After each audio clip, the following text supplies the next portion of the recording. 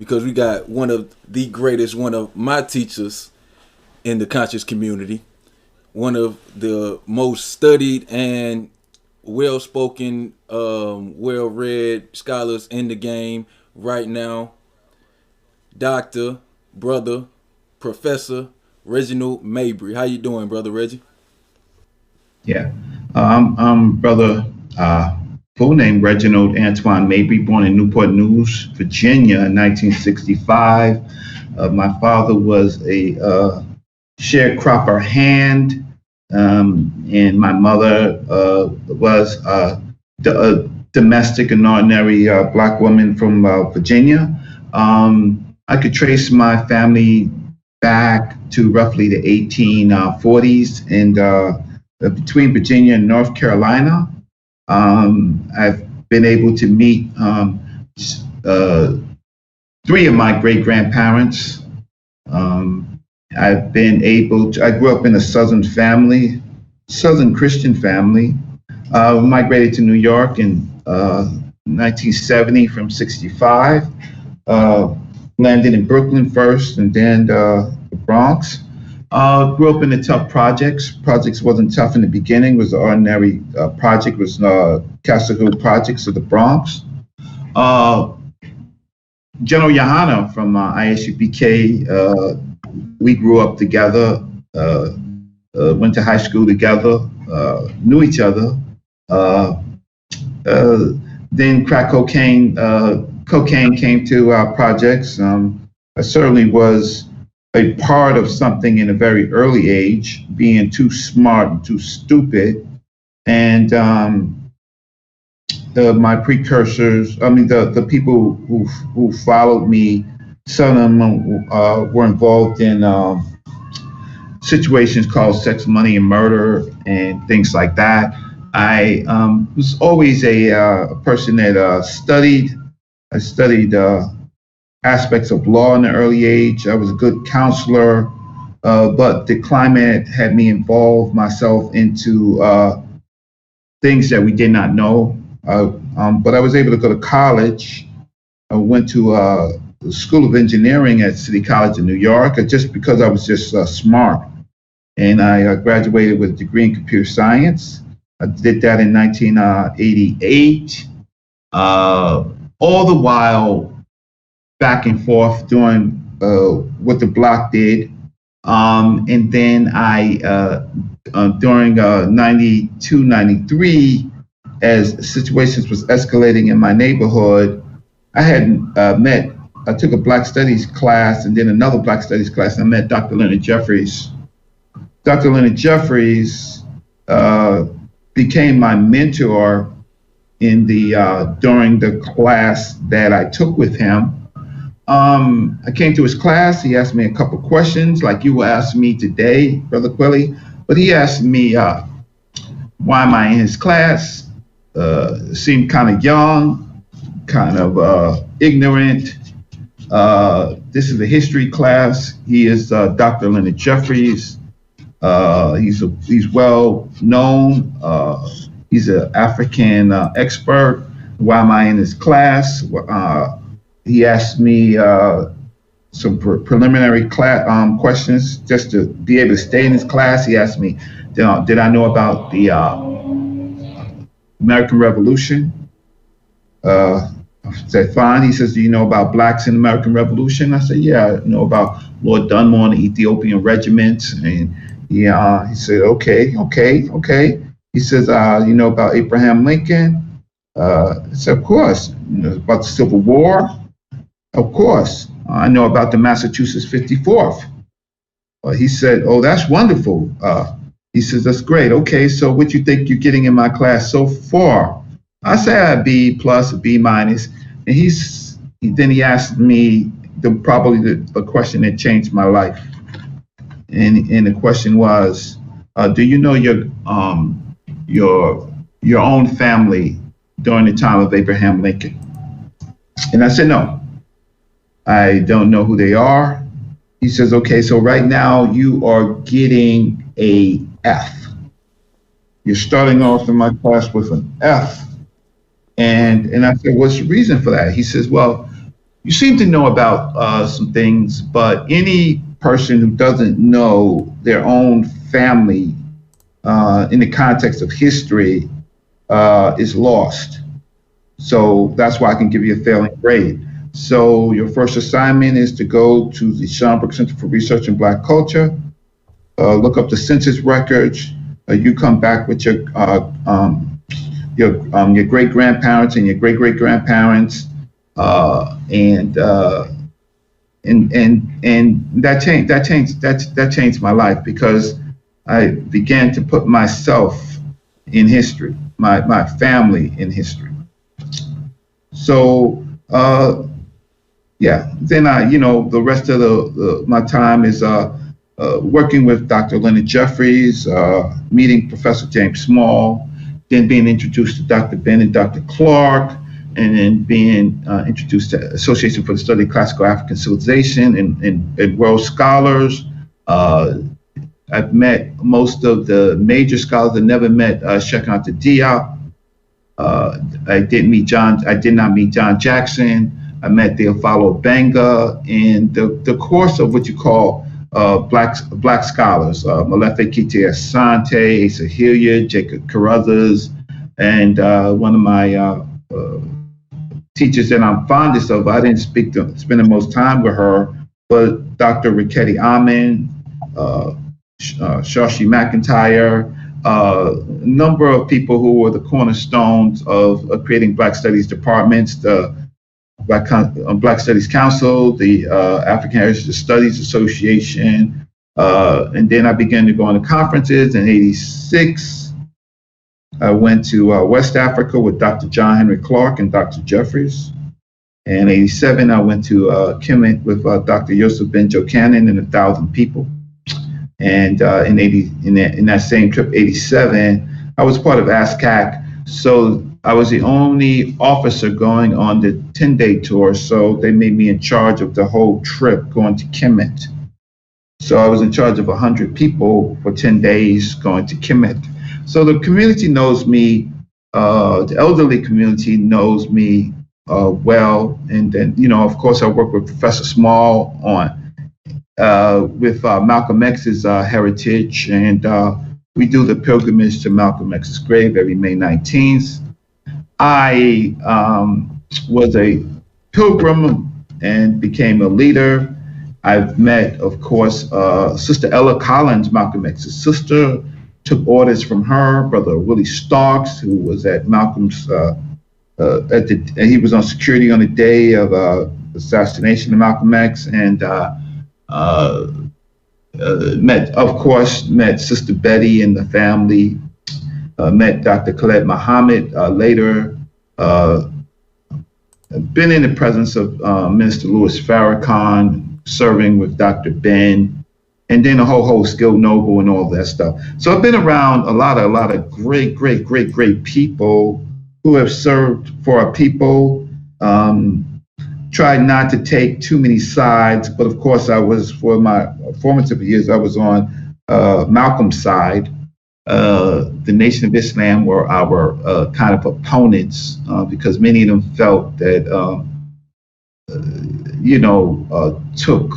took a particular position on El Hajj Malik El Shabazz, Malcolm X, and but we were connected to the family, so I was connected to one of the first families of our movement, Malcolm X, and but we tried our best with Professor James Small to keep the peace. A lot of people died during that period emotionally. We didn't want to keep it going, but there were some issues, and Brother Smalls used to be oh boy, he's been a part of every religious system that I know, but he was a Muslim, and he made his Hajj. He was imam after Malcolm X's assassination. He became the imam of Muslim Mosque Incorporated, the OAU. He was the head of, with Malcolm's nephew, Rodney Collins. So that's who I am. All right, so we got that settled. So everybody listening, y'all know who y'all listening to. This man is has degrees. He's been to Kemet. He's been Hmm. around some of the greats in our conscious community and the African American diaspora. So I just wanted y'all to get a introduction of who he is and where he came from, and Yeah. let y'all know who you were listening to. So before the show, you mentioned to me that you weren't an atheist. So on our show, we ask everybody that comes on the same question. So Okay. I'm gonna ask Yeah. you, what do Okay. you believe and why? Okay. Well, I also felt to mention that I am a father. I have a 23-year-old son. Uh, and I was married. I am divorced. And my ex-wife is a PhD. My son finished his master's education at the top of his class. So a lot of these people that you talk to, they seem they act great, but then it has to apply to their own family. So Right. if you so in my family, there's a cycle of some of expertise. Okay, so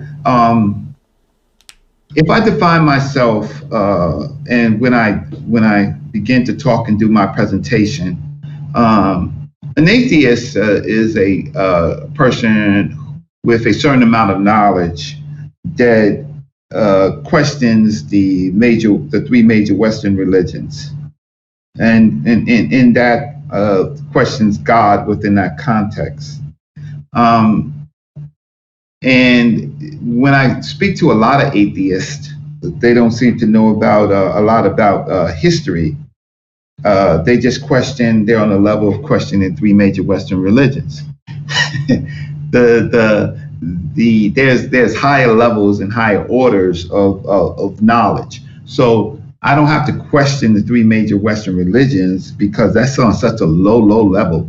Uh, yeah, being a person who studies history understands, and you'll find out when I present. That's just the level they're stuck on. They don't know uh, quantum physics, quantum mechanics. They don't know classical physics. They don't know chemistry. Why? Because their belief system didn't believe it. The beginnings of creation, based on what they believe, is a belief. What I have found to do is to look at humanity, particularly the African, and found that the African was able to deal with very, very complex situations and at least make statements on that so they wouldn't just put themselves in a box. So we're gonna talk about that. So I'm not an atheist, but because I'm not, I don't have to compete with the three major Western religions: Islam, Judaism, and Christianity, because they're on a low level. It's a low level of thought. I believe certainly in following scientific methods. I believe that is what you in fact should do: follow scientific methods. And if you do that, you don't have to concern yourself. Only if you need to debate them to put them in their place, do you need to deal with the contradictions of their simple book. That's why I'm not an atheist. And then there's things that's unknown. We know about waves and fields. We know about parts of the quantum world. What we don't really know is life itself. Is it a particle itself? But if you understand waveforms and wave collapses and things like that, we might talk about it. I certainly want to talk a little bit about it. There are things called states. Uh, and so you need a vocabulary, you need some understanding to understand waves, fields, and states. And there's a state of the creation of this earth. There's a state of the creation of the universe, but a state is just a point where time is particularly frozen so that you can so there's an observation, and then when that observation occurs, it is what you call a waveform collapse, and because it's there where you don't have to necessarily deal with time, right? So again, studying people to understand how we think and how should we think is more important than defining yourself as someone who's just against the three major Western religions. I'm against belief itself. All things have to have some basis of proof. I'll stop. Okay. You said a lot there. I'm glad that you said that. I wouldn't classify myself as the type of atheist that you described. I definitely started out that way. I think that's how most atheists are born, so to speak. You'll start out as religious, and then you study a little bit and you find out that the religion isn't true, so you study more. But in my process of studying science, I'm an atheist for scientific reasons. A lot of the stuff that you mentioned, waveforms and all of that stuff, I think that's what cancels out the probability of there being a creator. And then there's the problem of evil, which again, it just makes the explanation of there being no God make more sense than there being a God. So maybe it's a matter of labels. But what would you define God as? If you say you're not an atheist, that means you believe in God, right?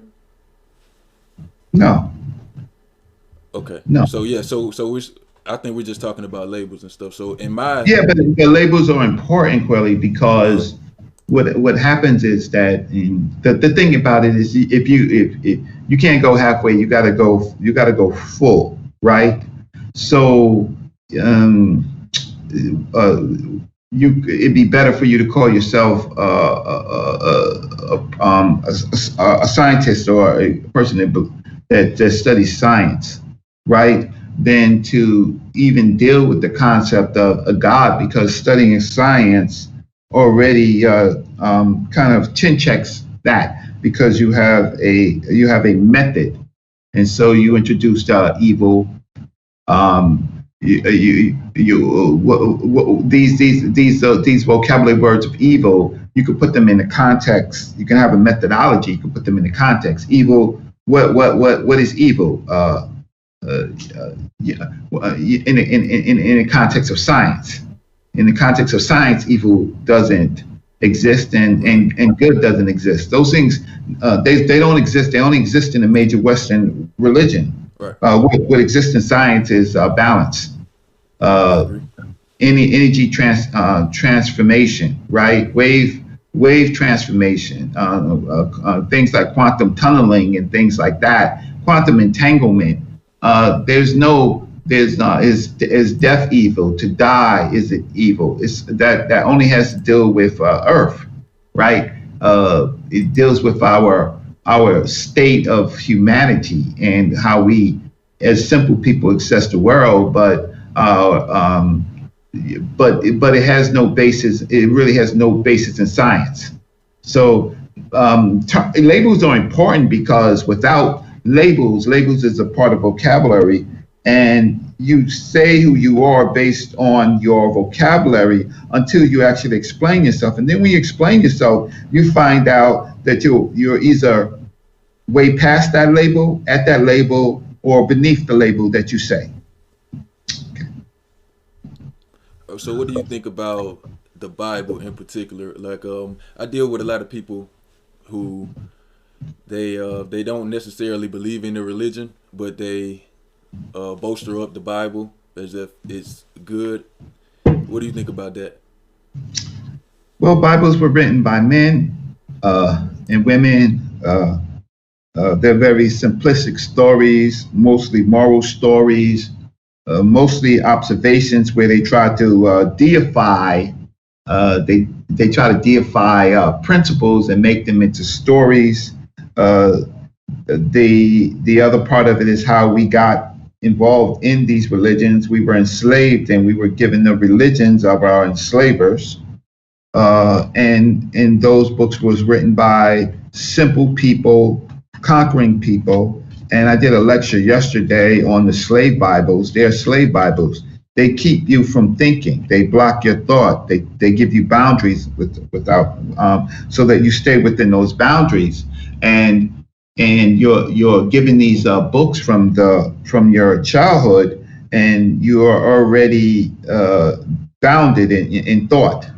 And it's not until you go to college or you meet people who are scientists that you even begin to cross those boundaries. Until then, you might have beliefs even in science. Like there's a lot of people out here who have scientific beliefs, but they never seen a goddamn microscope in their life. I can't stand it.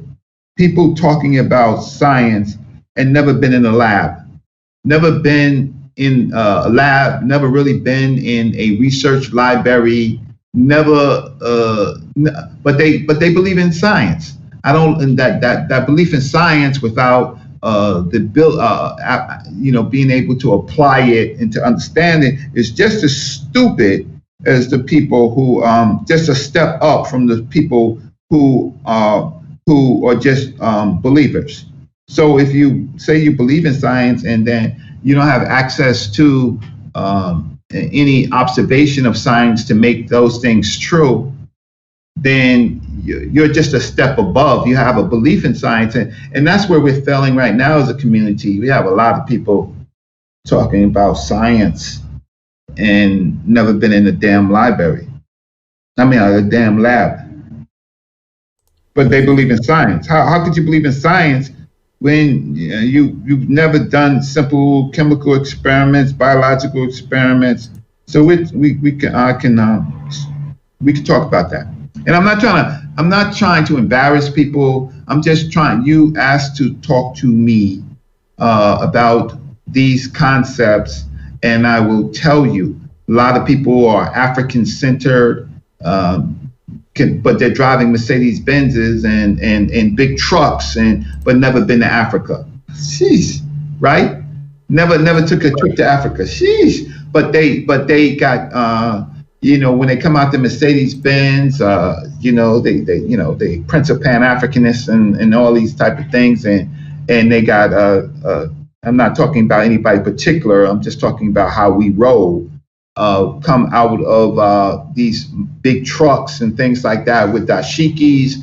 So talking about I'm African, and I'm studying Yoruba. I'm studying the Albosan. I'm studying Voodoo, and they never been to any of these places, met any of these any elders on that soil, right? And that's the state, the physical state, not the quantum state of our people. We are belief-centered people and have been made that way from the structure of slavery. Yeah, and that's why I wanted to bring you on, because I'm new to getting into studying history. I started reading about 10 years ago, and I always used to hate studying history. It was just so boring to me. But in the past year or two, I've been getting into it more, and now I kind of love history. So I consider myself a beginner, and I just started studying history, and so that's why I wanted to talk to a brother that's well learned, like such as yourself, that can teach us, me and my audience included, on African history, religious history, basically anything, any information that you want to share with us. But one more question before you get started. The Hebrew Israelite thing. Are we Hebrew Israelites? Because that's something that comes up a lot. Absolutely not. History says that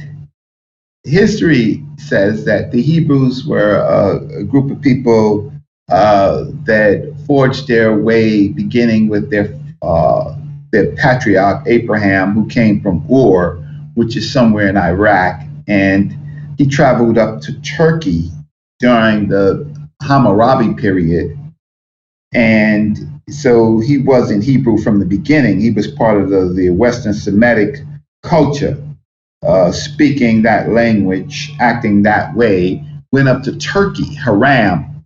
How he did that with all of the tribes and all the wars, for him and his wife Sarah, who's 90 years old, traveled from Iraq to Turkey, and then he gets a vision, and then he goes into Egypt for a while. He lies to the Pharaoh and says that Sarah is his sister, not his wife. He gets kicked out, and then his descendants end up finding their way because of Jacob, Joseph finds himself enslaved in Egypt, and the rest of his family finds themselves in Egypt, and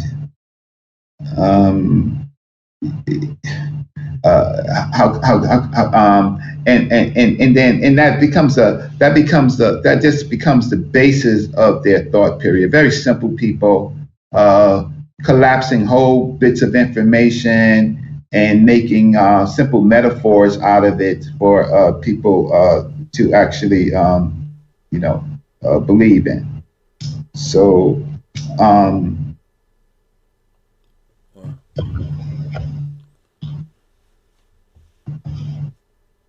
all the AOC, ISUPK, well, they all tripping. Well, what happens with them is that you continue with history, and you find that in about 70 AD, when Rome was fighting with the Hebrew sect, they got kicked out and they went into North Africa. And they went into North Africa, and then they mixed with the Berbers. And then you find that, let's just start right there, they are mixing with the Berbers.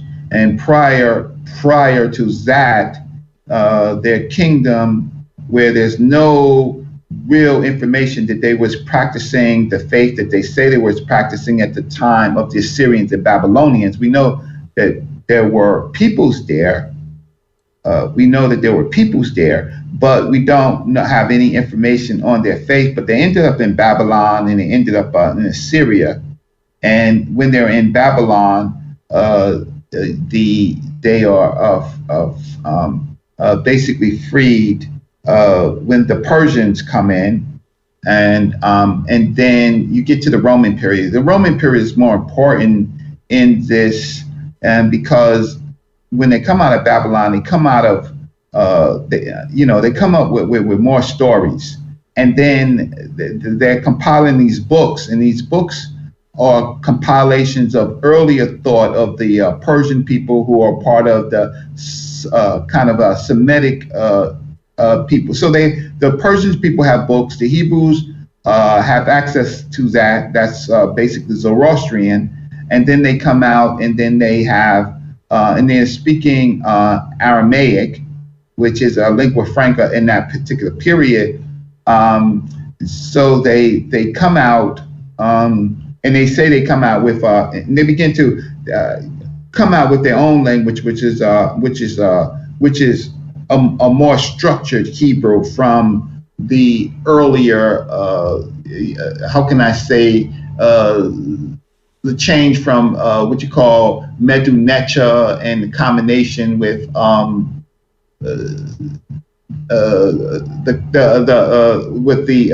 the Semitic people. They come up with alpha symbols, and they're able to now have a language system, a writing system, where they can put their work in, or their thoughts in. And then they come out with that. And so the whole thing with so 70 AD, so they're right now already, they're mixed with a number of groups of people. Assyrians, the Babylonians. Then they're in a Greek period. Then they're in the Greek period when they come out of Babylon, Persia. Ptolemy Philadelphus imports them into North Africa.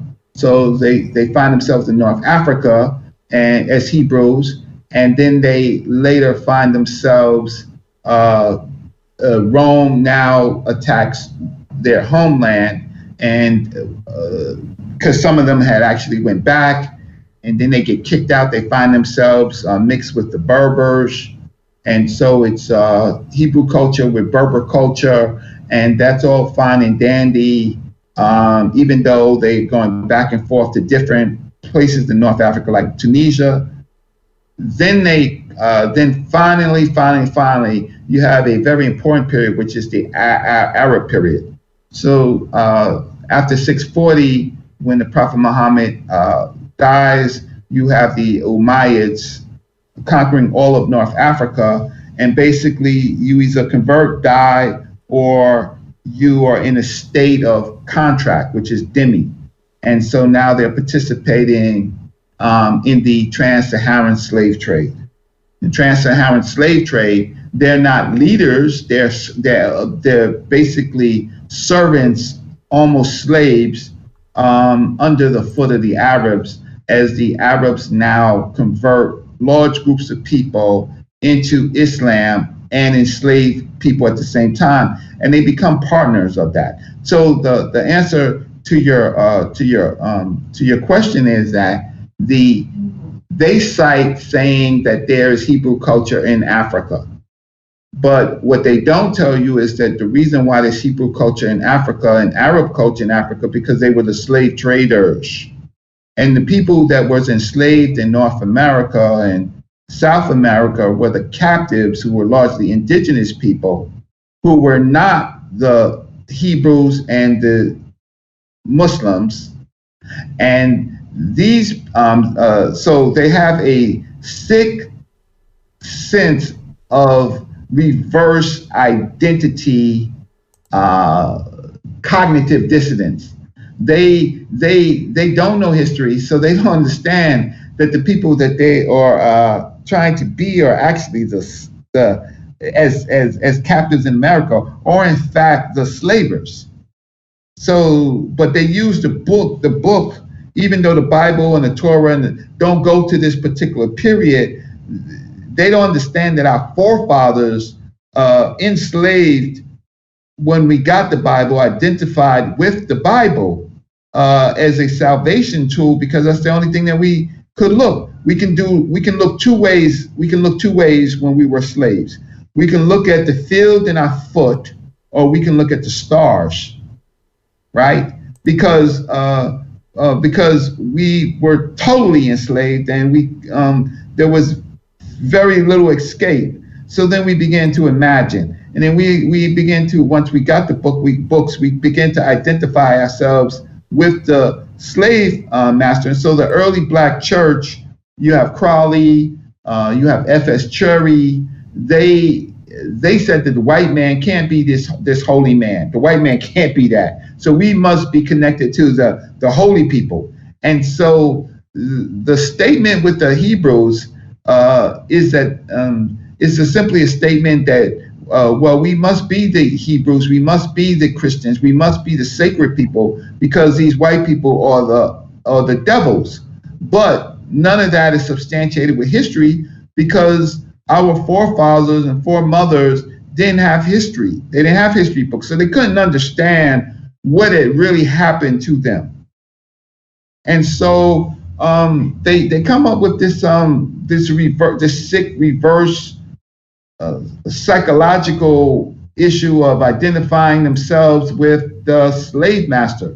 And then they say, well, you know, we can look to the Caribbean, and we can look to Suriname, and we can see Hebrew culture. Yeah, you can see Hebrew culture, because when it became the transatlantic slave trade, the Hebrews and the Christians converged and took over the slave lines of the trans-Saharan slave trade. And so there was a renewal of Hebrew culture, mixing the Portuguese culture, because you got to remember that the earth was divided in half by the Pope. So the Portuguese was in those parts, and the Spanish were in other parts. So in the parts of Africa, the Portuguese existed, And so the Portuguese Jews who were being devastated by Portuguese policies were converting, they became what you call crypto Jews and converso Jews.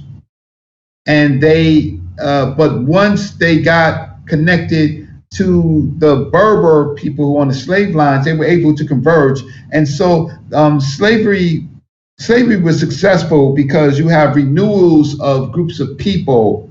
And the other part, Kweli, is that Christianity was not allowed in Africa during the Islamic period. So there could be no group of Black Hebrews that believe in Yahweh. Khan. No, there was no concept of Christianity. And so the Christianity concept is now mixed in with your oppressor in North America, because during the time period of the trans-Saharan slave trade, Christianity was forbidden in all African parts, even in the African Islamic parts with Askia Muhammad, right? There was not, Christianity was forbidden. And if you were a Jew or Hebrew, they would want you to convert. So there's a false notion where they fail completely is the notion that there was a Yahweh in Africa. Now they may find Hebrew lines. Now if they want to identify with the slave masters, the Susas and all those other groups of people who were Hebrew, they can do that. There was Hebrew converts. Some of them were converted. Some the Hebrew men took African wives and created a mulatto group of people. But for them to say that there was Hebrews that believed in Christianity during that time period before the European came is completely false. And then when the Europeans come, they have to admit that it was a European Christianity that converged with the old Berber faith, and then there's some more syncretism, but they did not believe in Christianity in Africa during that period until the Europeans came. And we can rule out Izana because that's in Ethiopia. They ain't got nothing to do with nothing. We can rule out the Limba because that's in South Africa. They ain't got nothing to do with the transatlantic slave trade. So we can rule out Nubia conversion to Christianity because that's on another side of Africa that had nothing to do with the slave trade. And then even with Dangala and connecting with the Byzantines, that's white Christianity. So we can rule that out as far as the Christian influences. So now we only have contact with the Portuguese and the Spaniards to introduce who both had Jews in their quarters or Hebrew thought connecting to this common world. So academically, historically, intellectually, they can't make that. They can make that. They could have made that argument. They could have made that. They can make that argument with people who don't study history. My teacher, Dr. John Henry Clark, and all these other people, they smiled and they laughed. Now, Dr. Yosef Ben Jochanan was a Hebrew. He was in the Commandment Keepers. He knew Wentworth, Rabbi Wentworth Matthews. Professor Smalls knew Wentworth Matthews. He's somebody that we knew. He was the head of the Commandment Keepers, but they were Hebrews that converted.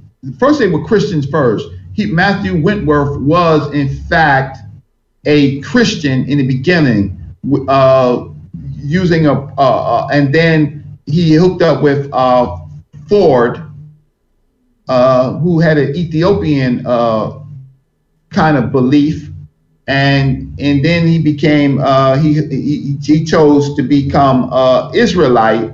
And Wentworth Matthew was purportedly from the Caribbean, and then he says in the paper.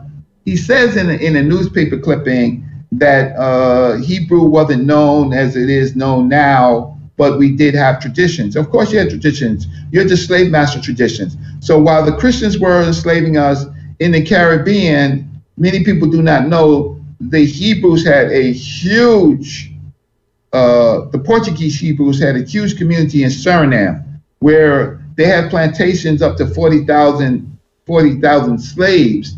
And of course, they practiced what their slave master practiced. But history allows you to go through these time periods and to make the point. And I'm like one of the people that can make the point. But Dr. Jeffries was my teacher, political scientist and a historian. John Henry Clark was my teacher, a historian, right? One of the best. Dr. Ben was my teacher. These are things that lessons that they would give us, and those lessons were forgotten by a lot of people who were around them but didn't study.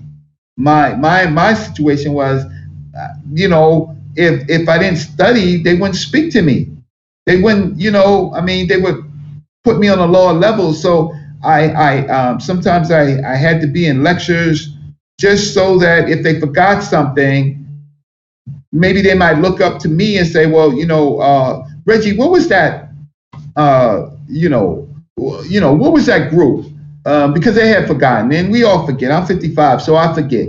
So I may not have it on the tip of my mind, and I would use a student to kind of refresh my memory, somebody who I had taught. And I used to read to Dr. John Henry Clark.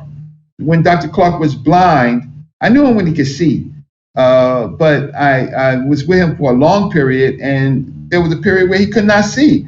And so he had these 30,000 books, and and Dr. Jeffries would send students over there to read for him so that he can refresh his mind, because he had not written his last book yet. Okay, so I'll stop. So the Hebrew concept is, again, this sick reversal of victim and savior.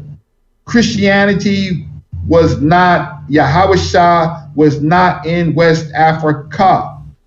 And then we have a problem, of course, with the Moors. The Moorish people, first it's a terminology, then they make it a nationality, then they say they were the ancient Moabites. Well, the ancient Moabites were enslaved by the Arabs. They weren't partners of the Arabs. They were slaved, and maybe they were imported to Morocco, but they were slaves of the Islamic. And that's why the ancient Moorish people believed in another god called Chemosh. And Chemosh disappears, and now they believe in Islam. And so, and they are Berbers too, the Moorish, the whole Moorish group of people. If anything, for anybody who believes in any of these faiths, they're not black Hebrews, they're not black Moors, they're mixed peoples. They're mixed with Berbers, Africans, and Arabs. They are mixed people. They are not the original black man, as they say. So, as black people find ourselves in America, in the current diaspora, do you think that we can, quote, liberate ourselves or have true freedom with our religion in the current state that it's in? Well,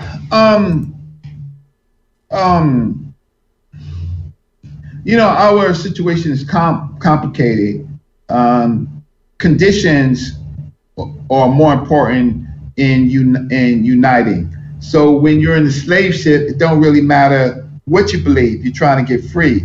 If we are attacked by the Europeans as we are, it really doesn't matter what you are if you want to get out that condition. So there have been great groups of Christians and Hebrews and other groups of people that have participated in our liberation as freedom fighters. Nat Turner, who I am related to in marriage by my uncle, my uncle Alfred Pearson, married Ruby Turner, who was a direct descendant of a great-great-granddaughter of Nat Turner.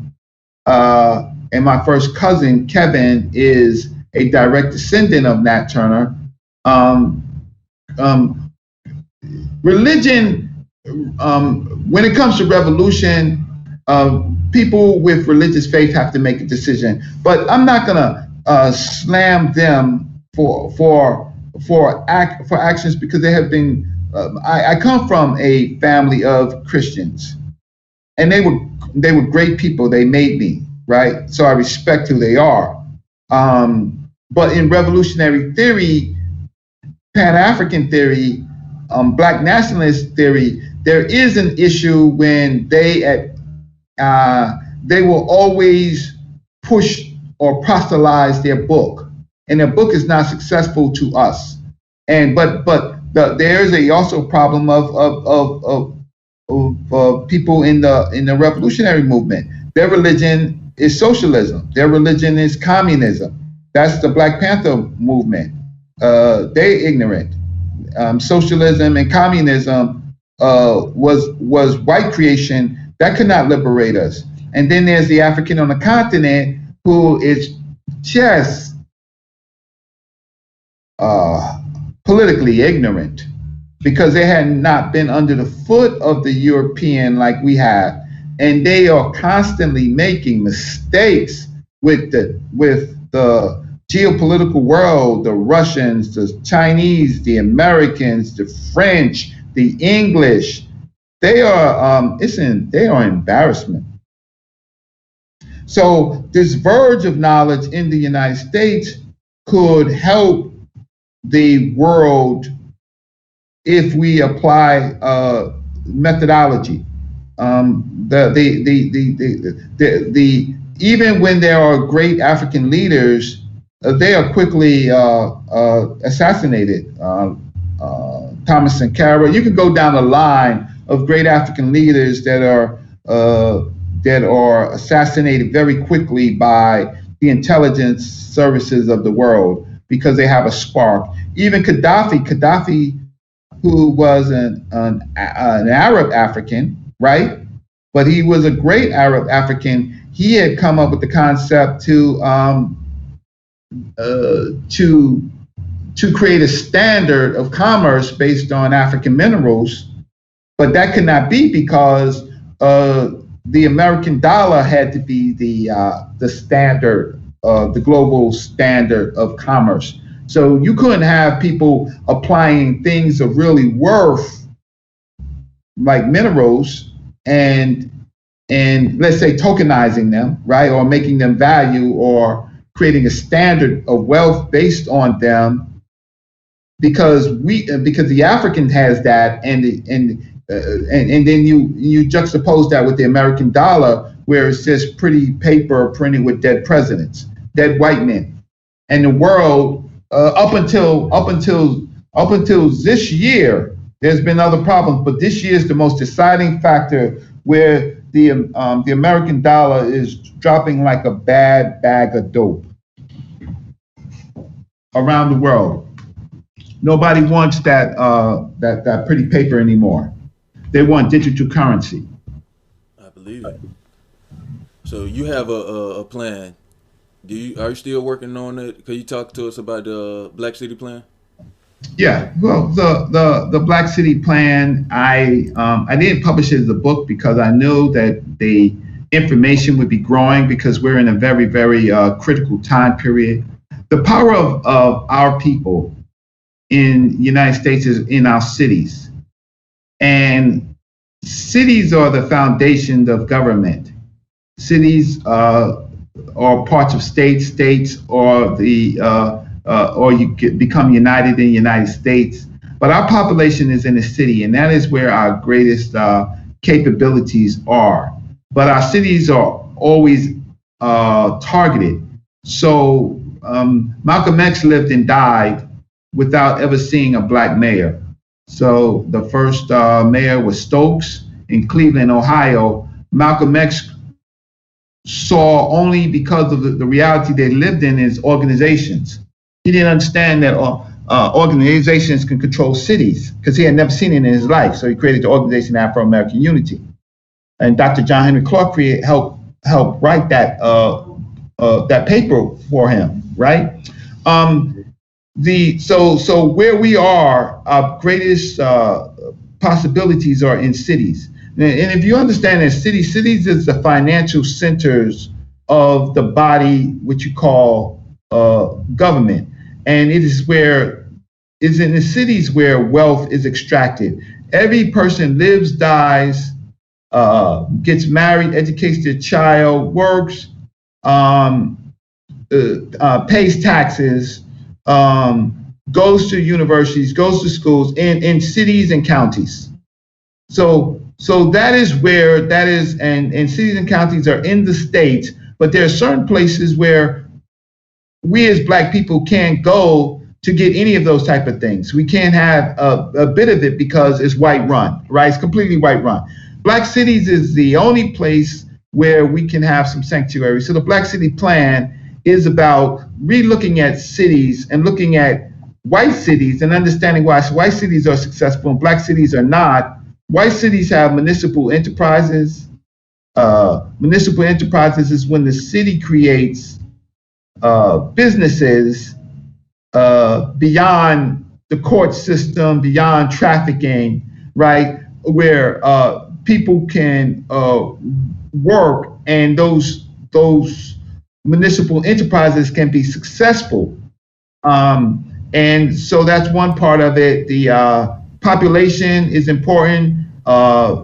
Voting, if you see now with the reason why Biden won and he chose Harris is because it was the population in Black cities, even in those states, there was white states like Pennsylvania and stuff like that was able to turn the election. So the power of Black people in cities is very important to more important than we actually think.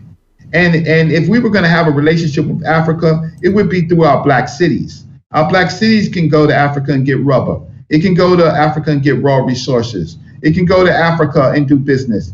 Individuals can't do it, but cities can do it, right? And even individual corporations can't do it better than cities can do it. Cities can create municipal enterprises that have relationships with not only Africa, but with India, with other places, because they can function like that. They have the ability to function like that. And because it's a part of it's an American government. So it's a loophole if we understand the power of our cities. So you can go to loveblackcityplan.com and you can read my paper, and I'm going to add on it with this new election how important Black cities were to this election. But even with that, cities can also create laws. Cities can create human rights laws. Cities can create reparations laws. Cities control the land within their city.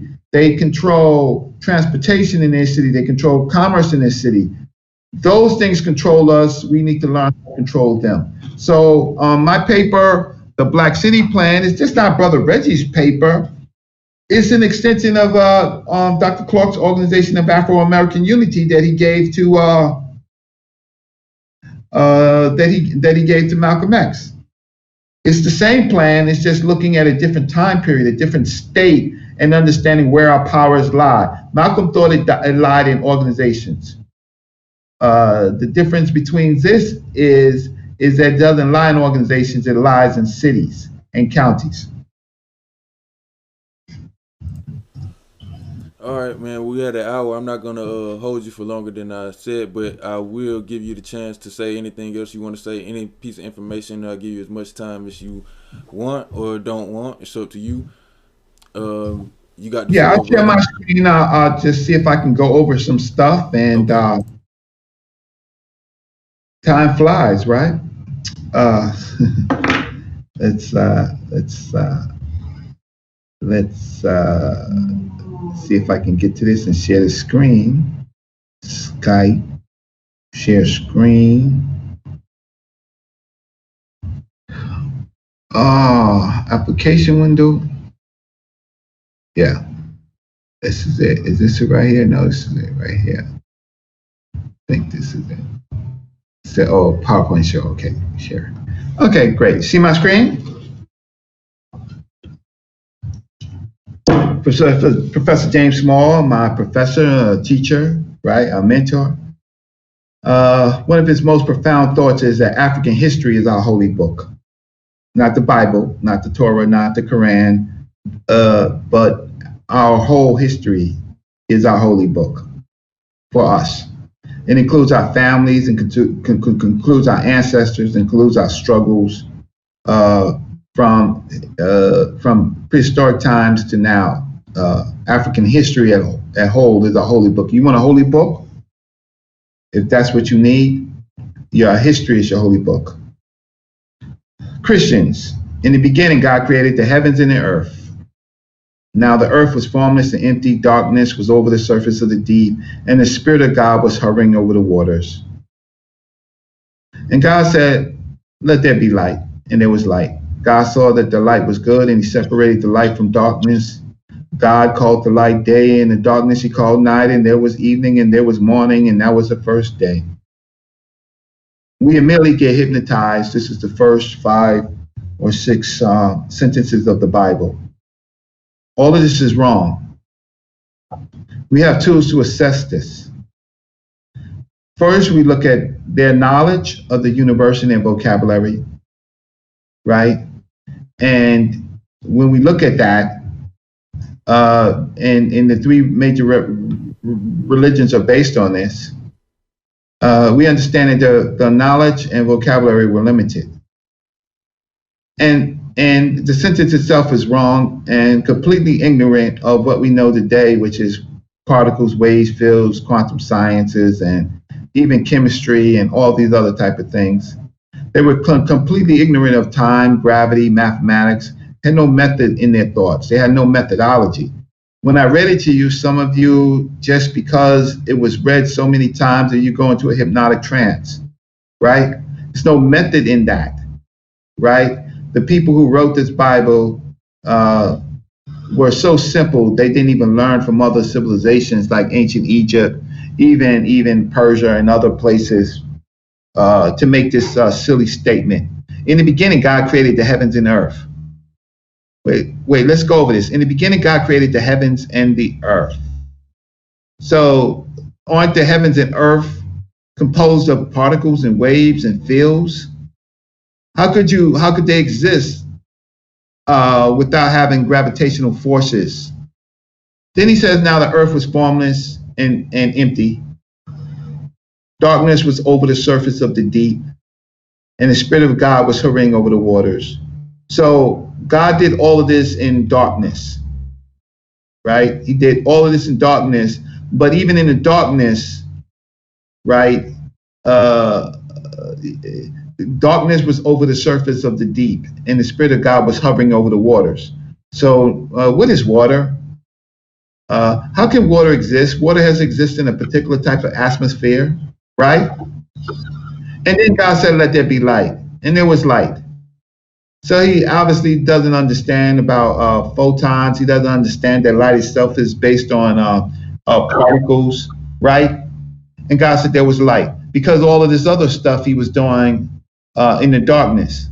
And God said that light was good. Here's my question though. Does darkness precede God? And what is darkness itself? And then he separated the light from the darkness. God called the light day, and the darkness he called night, and there was evening, and there was morning, and the first day. And that sounds really great for stupid, simple people. If you ever want to impeach anybody, you take their first 5 sentences of the Bible, and you apply it to what we know today. The believers who believe in this are blocked. They're still simple people.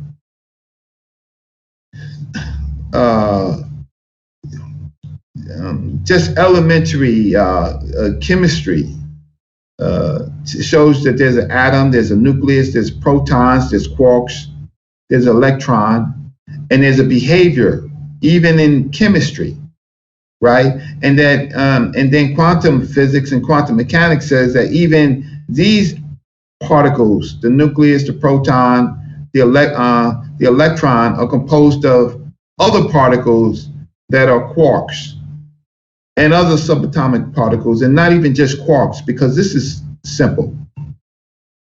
We are taught to look at the periodic table of elements, The periodic table, they're finding new elements. The periodic table of elements is outdated. So nobody in a master's program, in a doctoral program, or using the periodic table unless they're just dealing with the chemical world for simple reactions. But now materials are being created in the quantum form, right? Because we have more knowledge. So the periodic table of elements is certainly the elements, but now scientists are trying to create new elements based off of quantum experiments. What we have found now is that there is something called the standard model. And the standard model, or how how particles are formed based on forces. So they have a mathematical conceptual formula on how electrons are formed. And then there is things that we really don't completely understand yet, and we're just experiencing, for example, the Higgs boson, because we want to know how these precursors to matter form, and matter particles and waves form. And we have to understand that waves is a state where you can't see the particles. So waves have particles, and so these are the precursors of that particular science, and it's called the standard model. So I would ask everyone over here to research what the standard models are. So there are 12 precursor particles that make up matter, and then there are at least 5 forces, but they're finding more forces that interact in the quantum world to create the things that we call protons, electrons, and neutrons. And this is what scientists are saying. Scientists have been trying to create something called the theory of everything. And so far, this is what it looks like. It's a field equation, not a wave equation, a field equation, and where there's gravity, electromagnetism, strong force, weak force, matter, and Higgs boson. And even this is not complete yet. So Oyibo, he wrote his God Almighty Grand Unified Theorem, and he did some really, really great work. But the problem why his book is outdated is because he didn't factor in the Higgs boson. He factored in all this other stuff, but he didn't factor in the Higgs boson into his representation of his God, and he has to put in God, the God Almighty Grand Unified Theorem. He has to put in God, but he left out the Higgs boson. But he's a great mathematician and a great scientist. He just has to update his work. But this is what they call the theory of everything so far. How do we even begin to even think? Well, writing was important because with writing became vocabulary and became classifications. And then once you have that, you have to come up with a method. And the ancient Egyptians came up with a concept called the tepesep, which is the correct method. And they first kind of seemed to apply it to words. You had to have a correct method in speaking. And so they came up with this concept, and here's the N.E.W. It says the tepesep. This is the tepesep, right?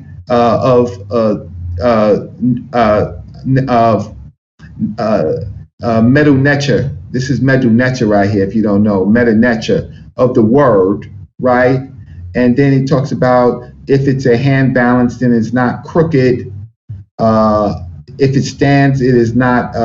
It's not biased. So they're looking at the laws of even conversation, and they came up with this concept in the tepesep, and this is in Ptahhotep, by the way, right? Writing is more important than the pyramids.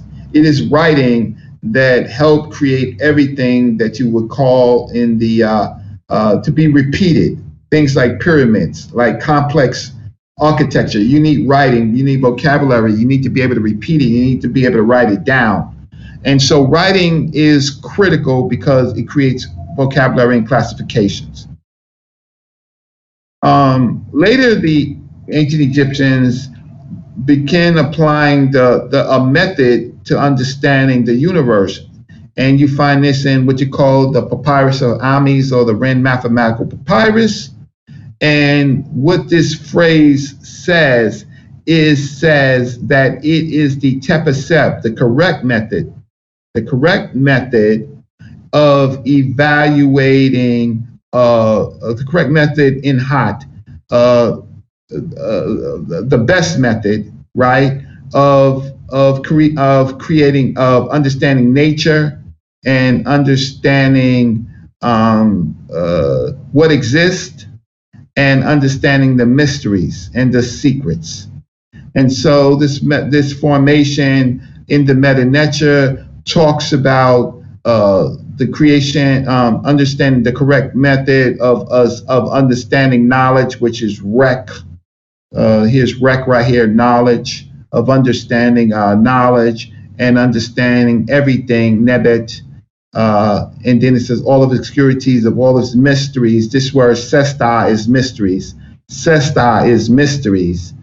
And then it continues on with the concept of well, this is the secrets, and then it goes on to talk about who this person is, describe this. This is a shesh, and his name is Amis, like Amos, like Shaka Amos, Amis, and so because we have meta skills, we can, if we can't read it directly, we can actually verify the vocabulary in here to understand what they say. So, when we deal with this thing, you have to have a multi-set of skills to understand the ancient world and understand the current world. So I'm lucky enough, I had Dr. Riketti Amin as a teacher, and I have good meta skills. If I had some more moments, I can do all the vocabulary, but I don't have to do this now, right? But the fact of the matter is, I can verify the tepeseb, I can verify knowledge, I can verify all the things, I can verify the mysteries, all of it, all of the mysteries. I can verify who was the writer, the scribe, Amos, right? Amos. And I can verify that they're talking about the people, and this is pen, this is this. Okay, so talked about that. Now, what the ancient Egyptians did, because we're dealing with beliefs, they have a set of beliefs, and what I did was I cross-connected the beliefs of ancient Egypt as precursors to ideas that we would see later. So the Nile Valley evolutionary cosmology equates to modern scientific theory. The Kemenu cosmology, which is the 8 primordial particles, Amen, Amenet, Nununet, Kekaket, Heyahet, identifies with quantum particles. The N.E.W. cosmology, where N.E.W., the goddess N.E.W. created the world by strings, string theory. The N.E.W. cosmology that deals with the creation of the 9, the Enayad. That's Shu, Geb, Tefnut, right? That's Nud. That's Asar, Ased, Nebhed. That's Osir and Osir and Set, and Horus the Elder. The 9 that deals with classical physics, because it deals with the creation of concepts in this physical world. The Kanun cosmology, on a potter's wheel, man was created on a potter's wheel out of particles. human creation, atomism, quantum and atomic theory, Kepler, the existence, the coming into being is abiogenesis, the Ptah cosmology is waves and particles, the masturbating and spitting, self-creation, sometimes autofellatio comes in with DNA and evolution. The coffin text, peritoneal energy conservation. Coffin text, your heart is being weighed by the feather of truth, right? You're dead, you go to another life. So you're not dead, you have an afterlife. It's really energy conservation. If you really look at what they're talking about, the basis of energy conservation, you go from a cot, a body, and you have these other substances that are released during your wave, how can I say, in your wave implosion, because we're living waves ourselves. And so you have any concept of energy conservation. Attuned to primordial hill, you deal with atoms, particles, and matter. Multiple cosmologies at once. We look at scientific methods to observe. All of these cosmologies, we use scientific method in testing to understand that it may in fact have some correlation to this, because the Europeans got their concepts through studying concepts of ancient Egypt, concepts of atoms and things like that. They got from studying ancient Egypt. Pep and Ra, Mod and Isfet, balance, chaos, normalization, Ra and atomism, light, photons, waves, and particles. I'm not going to say I'm completely right. I am going to say that I took the time to understand what all the cosmologies were, and then to understand what I know about science and apply it. So I think this is very useful to you. The Ren Mathematical Papyrus, I'm showing it to you because this is the way it looks on the papyrus. So this is what you call primary. And over here, you have it written in hieratic, and most people can't read it. I'm really not good in hieratic, but it normalizes into what you call the meta script. So the tepesep.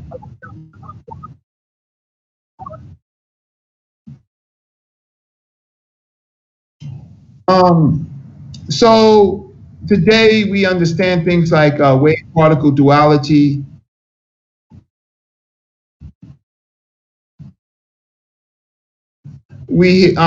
So what do we know today? We know wave-particle duality, which is we can verify that with the double slit experiment, where waves and particles have a duality, but through observation, we can see through this particular experiment where we can see the differences between waves and particles, that they interact, they have interferences, and we can see the concept of using this experiment.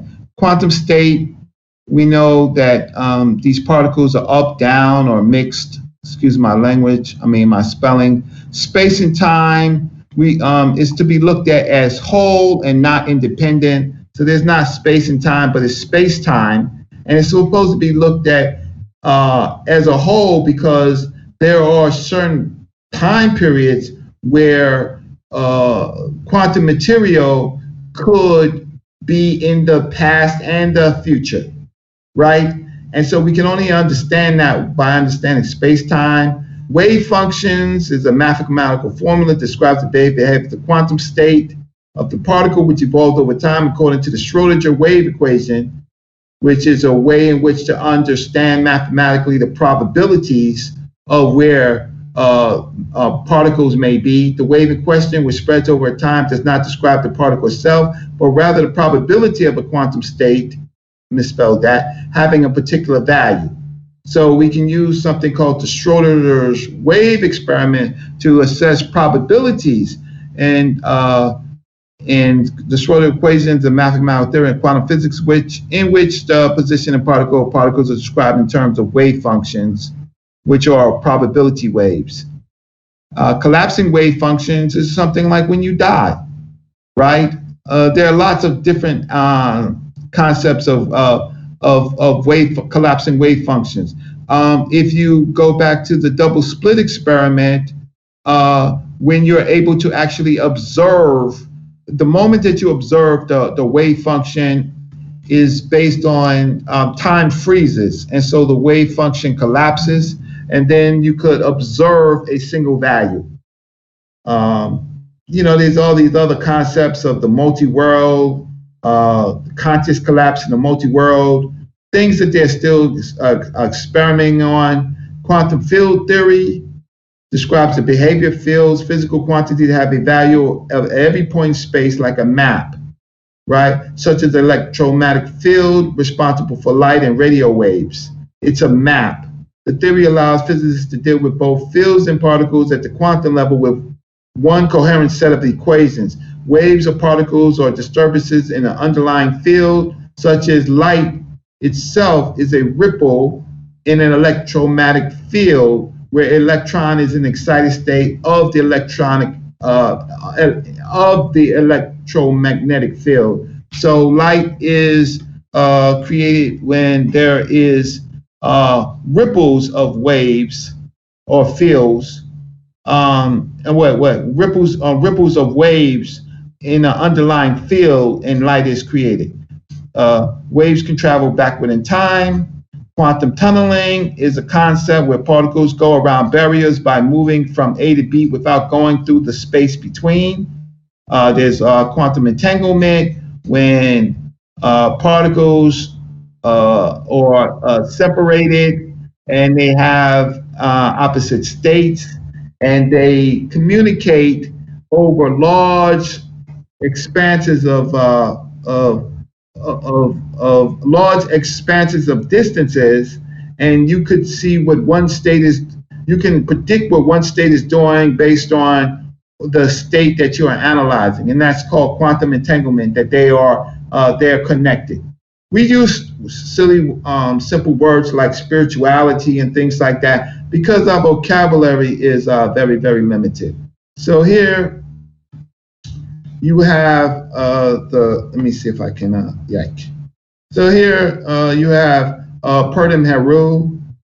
Here you have a Purdom Heru of women in these silly religions. Women don't even really get an afterlife, just the men, right? But in this case, you have a woman named Nanny, and she is getting an afterlife. And this is really a mathematical equation. How do I know? There's weighing, right? There's her heart. Let me just move this up because I think this is in my way and messing me up. Against the forces, and if her heart is lighter than the forces, based on, we can talk about wave function collapse. We could talk about a lot of the concepts I just talked about, that she gets an afterlife, and there's a lot of people in the in the Kemetic community, they can't, man,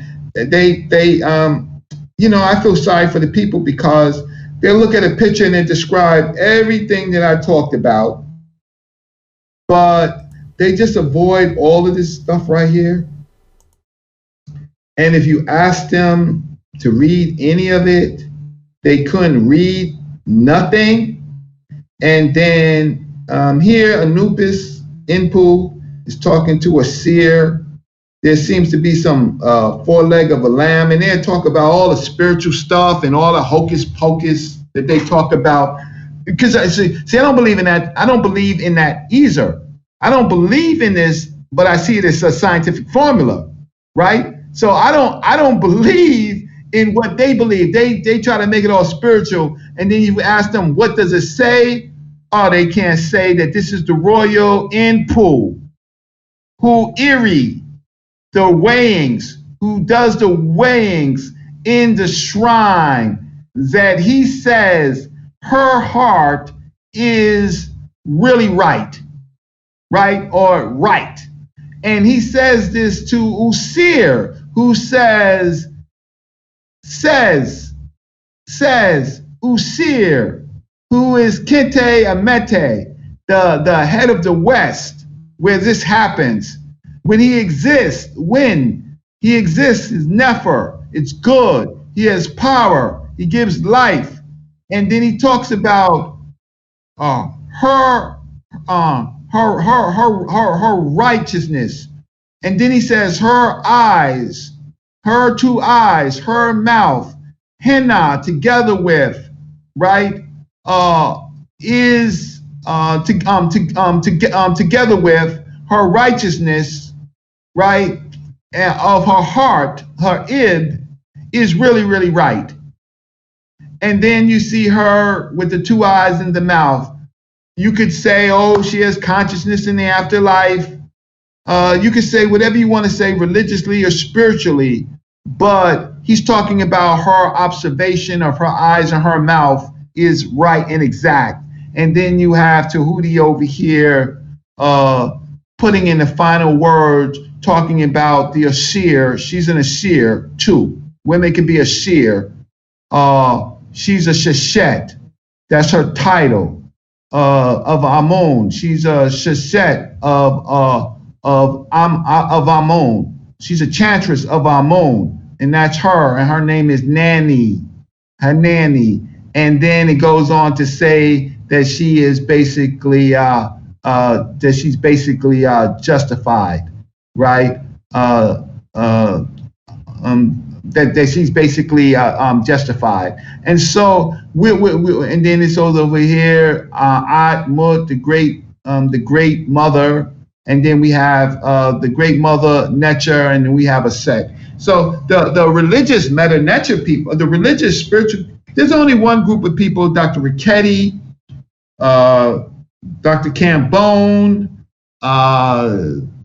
Infedici, who's a student of Dr. Richetti, Bonacci, and there's some members, there's some other members that can read Meta Netcher, but really don't have a real understanding of ancient Egyptian science. And then there's the people who, you know, they have great words and they get mad at me. Why do they get mad at me? They get mad at me because I have a skill set, because I have great teachers, and they don't have a skill set, so they can't read none of this. And they get mad at me because I let the people know they can't read any of it. They can just talk about the symbolism. What's the symbolism without the reading of it? So, Kweli, you understand what I'm saying? Yes, sir. I understand exactly what you're saying. And yes, there's great temples like Assyrian, where they take these ideas and they create ritual chambers connected to nature to kind of finalize their points and put their observations into make it applicable, right? So in one sense, yes, these are just temples, but this is their ability to try to transmit their knowledge into stone. And so you have these places like these long tunnels, which is where an initiate would come out into the light, right? Symbolically, like maybe as a congratulations, but also connecting it with the sun, and where the isolating the sunbeams, right, into a chamber. Yes, it's a psychological masturbation, but it's connecting the concept of a fallopian tool with the quantum world. This symbol is actually in the same pyramid, in the same complex of Abydos, and it's an amazing geometrical concept. There's no meta network around it, so we can't understand what it is, but it's fascinating. And so they take all these concepts, and yes, they put deities on them, but the deities are principles. They're principles. They're just not deities. They're principles. And here's the difference. This is in 3500 BC in pre-dynastic Egypt, where they began looking at these concepts of pyramids and the afterlife on a raft in noon. They have the woman central to this concept.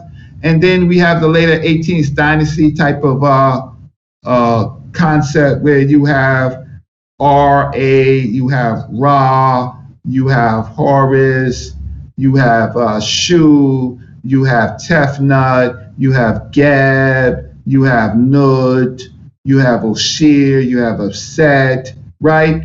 And why? Because we can read it, right? So, and then you understand that even some of their symbols are not what you think they are. So this is a leg of lamb, but this leg, I mean, not a leg of lamb, but a foreleg of a bull, but it's actually, what it really is a concept of a constellation, right? So we see them doing this in another quantum space. Is it real? No, Kweli, to the people. None of this is real, but this is thoughts that they put a method on it. And then over here you see Impu resurrecting an Asaurian, and he has a symbol, and these are constellations, telling them that they will go to another existence in another place from where they fell. Is it real? No. Is it real? No. And here you have the materials that they use to do the opening of the mouth. But you know, yes, it's ritual. Is it belief? Yes, but they have a concept which became the concept of waking the dead, where the dead speaks, and then today in Awake we speak for the dead. In this concept, their belief system gave them powers to allow the Sahu or the dead to speak. Do I believe it? No. But do we take out the time to understand what they were thinking about? We do, right? We do, so we can see the basis of religious thought and sometimes the basis of scientific thought. And we can get into evolution and stuff like that. So I'm gonna stop sharing my screen, and maybe you have some questions for me. Maybe you can call me Pseudo. How do I stop sharing the screen? Let me just see. I don't know how to, Oh, your screen is off. I can't see your screen anymore. Okay, good, but it's off. But you saw everything that I Yeah, we saw the presentation. All right, so Brother Reggie's pseudo now, because Brother Reggie is pseudo because I talked about the beliefs of ancient Egypt. I didn't say any of it was true, but just because I mentioned the beliefs of ancient Egypt means that I believe in God. No, it does not. It is trying to figure out, why do we think the way we think? Yes, sir. Okay. Any questions, Kweli? I really don't have any questions right now. I gotta go back because you said a whole lot, so I kind of want to go back and just do some research on all the stuff that you said. Disagree with? Oh, no, definitely not. Like I said, No, you have to have some questions, because you know you're not pseudo and I'm not, and I'm willing to talk about. I'm not trying to embellish ancient African people, but I'm just trying to say, at least they came up with concepts that are higher than God created light and right. the heavens and the earth. That they, And why I'm not an atheist is because I don't even deal with the major Western religions. It's stupid. Okay, the major Western religions is stupid. Why am I going to even talk about them, because I'm limited to them? And then listen, I just say, look, the other people, the Kemetic people and all those type of people, challenge them. Don't let them say what they say without reading it. If the dude can't read it or the woman can't read it, then just guess what? Check out. You understand? If they can't read it, if they show how can I say, if they begin to explain something, see the source, and if they can't read the language, laugh and walk away. Is that fair? That sounds fair. All right. So I was looking at my PayPal account, so I guess nobody's interested in my work, but that's okay. It's all right. This video we're gonna replay, and we also put it out as a podcast. So, folks, I want y'all to send brother Reggie a cash app, $1, Yeah, $2, dollar, $5, $5 or $10, something like that. I'm not anything trying that to you hit the have, man. just to say thank you for the presentation, because we did not Yeah. pay him to come on here, and he showed up as soon as we called him. So I just want y'all to send him a little something to say thank you, man, because he is Yeah, that's cool. a teacher in the game. Is that cash app, $REGINALD. No, rap marketing. Dollar Rap marketing. sign rap. I mean, sorry. Dollar sign REGINALD. Okay. Reginald Mabry, not Reggie. Yeah, Reginald Mabry. Yeah. REGINALDMABRY.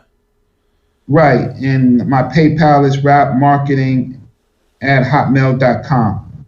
So I'm not begging for money because you know what? I don't need to do this for long. I'm not cocky or anything like this. I just had great teachers, and to learn, my obligation was to teach for a while. But all of this craziness about Hebrews and Christians and Kemetic people that can't read, that's only reading now because they're forced to read, because we know that they haven't been reading, right? Who don't have the text, who don't have library cards. All this belief in every form, we got to terminate, right? And I don't believe in quantum physics. I know that it exists, and there are experiments that we can observe. So I don't want to talk over much, and I'm also a little fatigued. Thank you so much, Kweli, and thank you to your audience. And I hope that my information is helpful to at least let you know that there is knowledge out there, and it's not pseudo, because I don't believe in any of this. I'm telling you what I've learned, what I read, what I've read, what I've understood, and how I've organized my thoughts. I'm not asking you to believe anything that I said. I'm just asking you to study hard. That's right. I agree with you wholeheartedly, 100%. I definitely didn't hear you say anything that I disagreed with, and I appreciate you for coming on, man. We're gonna let you get out of here. We've been going for a good little minute, and you always welcome to come back anytime, and we'll be in touch.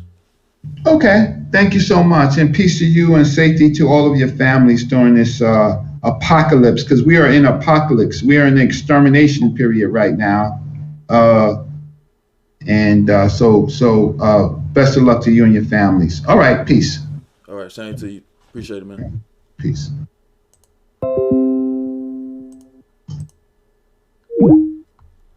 All right, family.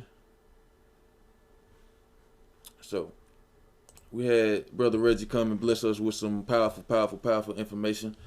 Make sure y'all hit his cash out, man, because like I said, we didn't pay him to come on. He came straight on as soon as we reached out to him. So anything you got, every dollar counts. And also, if you want to participate in our show, the number is 725-222-1179. We stream live every Sunday night. So we'll see you next week. And make sure you go to QualityKush.com. Check out their website if you haven't been yet. Shame on you.